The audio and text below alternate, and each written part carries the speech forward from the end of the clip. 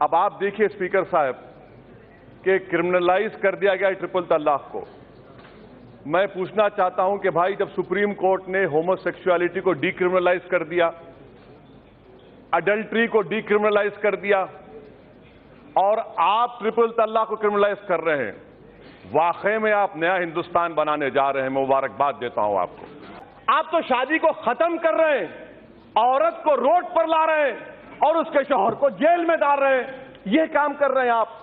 मैं हुकूमत से सिफारिश आपके जरिए बोलते हैं, आप लोग कुछ बोलते नहीं, ठीक है, मैं आपको बोल रहा हूं। इस्लाम में निकाहनामा है, आप एक कंडीशन लगाइए कि कोई मुस्लिम मर्द अगर अपनी बीवी को ट्रिपल तलाक देता है तो जो मेहर का अमाउंट होता है उसका 500% देना पड़ेगा। Violation of a condition will lead to conviction and to prison also. Islam में शादी जो है जन्म जन्म का साथ नहीं है सर, ये एक कॉन्ट्रैक्ट है, इस जिंदगी की हद तक है और हम उसमें खुश हैं। आप कह रहे हैं कि नहीं जन्म जन्म का साथ है, नहीं बाबा, एक ही जिंदगी काफी है। अच्छा सर, मैं ये क्यों कहता हूं,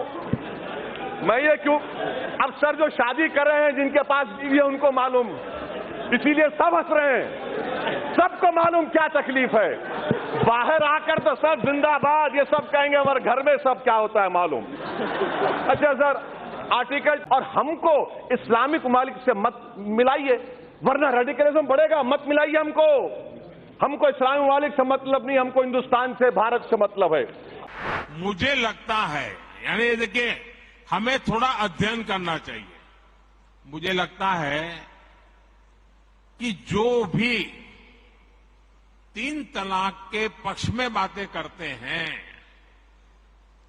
3 तलाक की वकालत करते हैं, ये वोट बैंक भूखे लोग मुस्लिम बेटियों के साथ बहुत बड़ा अन्याय कर रहे हैं।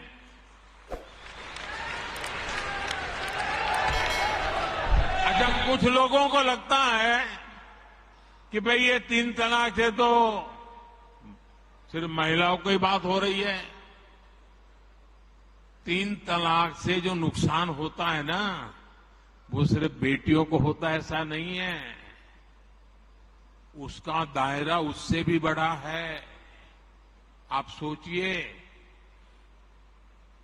बहुत ही अरमानों के साथ बेटी को शादी कर करके ससुराल भेजा हो और 8-10 साल के बाद 3 तलाक कह करके उसको कोई निकाल दे तो उस मां बाप का क्या होगा जिसके घर में बेटी वापिस आती है। उस भाई का क्या होगा, वो भाई, पिता, सब उस बेटी की चिंता में इतने दुखी हो जाते हैं। इसलिए 3 तलाक से सिर्फ बेटियों को ही अन्याय होता, इतना नहीं, पूरे परिवार तबाह हो जाते हैं, माता, पिता, भाई सब दुखी हो जाते हैं। और देखिए, दुनिया के अनेक मुस्लिम बहुल्य देश, इसका इस्लाम से संबंध होता तो दुनिया का कोई मुस्लिम देश 3 तलाक खत्म नहीं करता। मुस्लिम बहुल्य देश जहां पूरी तरह इस्लाम राज्य है, वहां भी 3 तलाक बंद कर दिया है। मैं परसों इजिप्ट में था, मिस्र में था। मिस्र में, इजिप्ट में 90% से ज्यादा सुन्नी मुसलमान समाज है और इजिप्ट में आज से 80-90 साल पहले 3 तलाक की प्रथा को समाप्त कर दिया। हमसे 90 साल पहले। अगर 3 तलाक इस्लाम का जरूरी अंग है तो पाकिस्तान में क्यों नहीं होता भाई?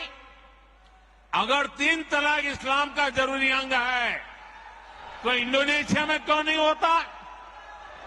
अगर 3 तलाक इस्लाम का जरूरी अंग है तो कतर, जॉर्डन, सीरिया, बांग्लादेश, ये तो सारे मुस्लिम बस्ती वाले देश हैं, वहां पर उनको बंद क्यों कर दिया?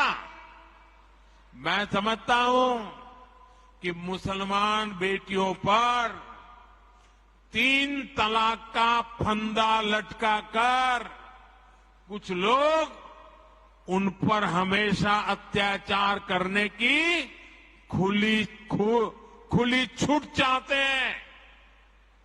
यही लोग 3 तलाक का समर्थन भी करते हैं और मैं जानता हूं कि इसलिए ही मेरी मुस्लिम बहनें, बेटियां, मैं जब भी जहां जाता हूं वो भाजपा के साथ खड़ी रहती है, मोदी के साथ खड़ी रहती है।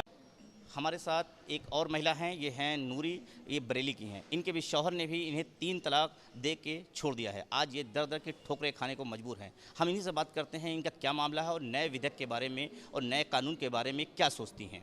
नूरी जी, क्या हुआ था, आपका क्या मामला था? मेरे हस्बैंड ने मुझे मार के घर से निकाल के, तलाक दे के घर से निकाल दिया। फिर उसके बाद में मैं अपने पेरेंट्स के बात आ गई। ठीक है। और फिर उसके बाद में भी वो मुझे टॉर्चर करते ही रहते हैं, कभी कुछ तमंचा लेके तो कभी कुछ लेके। और अभी जो मैं यहाँ पे 28 तारीख में आई थी, तो उसके बाद में मेरी सास ने और मेरे पति ने मेरे भाइयों को और मेरे पापा को जेल भिजवा दिया था, जिसकी परसों बेल हो गई है। और वो ये कह रहे हैं कि मतलब इस तलाक। अच्छा, जो नया कानून सरकार ला रही है, इस कानून के बारे में क्या क्या चीज़ें हैं, आप जानती हैं? कानून ये जो बिल आ रहा है वो हमारे लिए ये फ़ायदे का है और मैं ये चाहूँगी ये बिल आना ही चाहिए। और दूसरे लोगों को जिस चीज़ के लिए सज़ा 3 साल की चुननी है, इससे ज़्यादा सज़ा होना चाहिए। जब अभी 3 साल से नहीं डर रहे हैं तो हमारे पर ये अत्याचार अभी करा है उन्होंने, आगे इससे ज़्यादा करेंगे। मेरा मानना ये इससे ज़्यादा सज़ा होना चाहिए। क्या आपने अपने मामले को लेकर केस में, कोर्ट में कोई केस किया है? हाँ, किया है। मोदी सरकार ने 3 तलाक बिल पास करवाने के लिए संसद में जंग लड़ी और आखिरकार बिल पास भी हुआ। लेकिन सिर्फ बिल पास करवा देना ही मुस्लिम महिलाओं के लिए काफी नहीं था। इसीलिए योगी सरकार ने पीड़िताओं की परेशानियों को जानने के लिए आज एक खास मीटिंग रखी।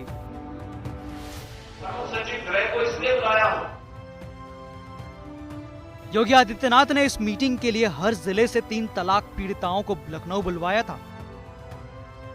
ये वो 3 तलाक पीड़िताएं हैं जिन्होंने अपने पतियों के खिलाफ पुलिस थाने में केस दर्ज कराया है। इन पीड़िताओं ने सीएम से न केवल परेशानियों के समाधान की मांग की, बल्कि उन्हें इस कानून को पास करने के लिए धन्यवाद भी दिया। माननीय मुख्यमंत्री और माननीय प्रधानमंत्री जी का बहुत बहुत शुक्रगुजार हूँ कि उन्होंने हम लोगों का साथ दिया। लेकिन मैं उसके साथ एक ये भी बात करनी चाहती हूँ कि जो हम जैसी महिलाएं हैं वो दर दर की भटक रही हैं। दर दर भटकने के बाद उनके मासूम बच्चों का क्या होगा, उनके लिए भी एक विचार करें। उन लोगों के लिए ये सोचें कि उनको कोई नौकरी दी जाए ताकि वो अपनी जिंदगी आगे के लिए व्यतीत। योगी सरकार ने इनकी समस्याओं के लिए एक नई योजना की घोषणा की है, जिसमें पीड़ित महिलाओं को सालाना 6,000 रुपए देने की बात कही गई। साथ ही साथ सीएम योगी ने इन महिलाओं के लिए आवास की व्यवस्था का भी वादा किया, जिसमें ऐसी महिलाओं को चिन्हित करके उन्हें 6,000 रुपए सालाना सरकार के द्वारा अनुदान देने की व्यवस्था अलग से किया जाए, जिससे सरकार हर साल उनके पास हर महीने आते 2-3 महीने से पैसा उनके खाते में सुनिश्चित करे। और ये प्रक्रिया जब तक उन्हें न्याय नहीं मिल जाता तब तक इसको आगे बढ़ाइए। हर उस पीड़ित महिला को मिलना चाहिए जो अपने पतियों के द्वारा, परिवार के द्वारा सताई गई है। उनके पास अगर आवास की सुविधा नहीं है, उनके आश्रय की व्यवस्था, मुख्यमंत्री आवास योजना, प्रधानमंत्री आवास योजना, जिस भी योजना के अंतर्गत हो सकता है, उन्हें उस योजना से लाभान्वित करने की व्यवस्था होनी चाहिए।